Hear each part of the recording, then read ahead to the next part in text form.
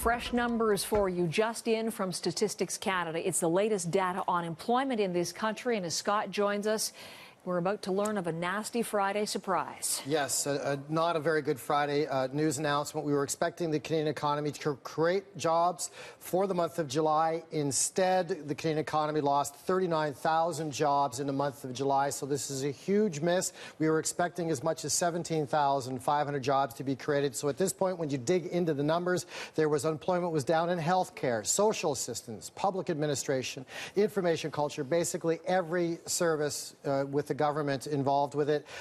This is also a very turbulent month as well, because there's a lot of changeover for employment for teachers. So a huge miss by the Canadian economy as far as jobs lost. Now, as a result, we also see the unemployment rate tick up to 7.2%.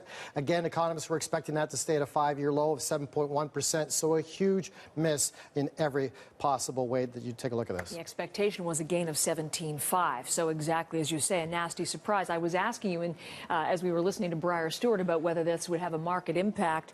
You said on the dollar, and it's already going up. Yes, well, it's up at close to 1/3 of a cent at this point, but you probably, with these numbers, that might be a bit delayed there, but we should see some downward pressure on the Canadian dollar as currency traders sort of try to figure out that maybe the Canadian economy is not doing as well as once thought, because the Canadian dollar will go up in a rising interest rate environment, so this might put pressure on the downside. So if we're looking at the rest of the market numbers as well, because a huge miss and pressure on a Canadian dollar, no doubt, today as we go forward. But London, up 28 points. Most of Europe has turned positive. There's some strong Chinese manufacturing numbers coming out, so that's given Europe a bit of a boost.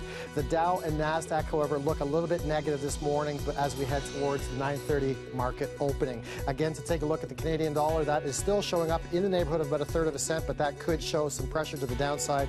And we're looking at oil has been topsy-turvy this morning, so it seems to be a really active day. It had been negative, now it's up 41 cents a barrel. Gold showing down 40 cents an ounce, and that too has been bouncing between positive and negative.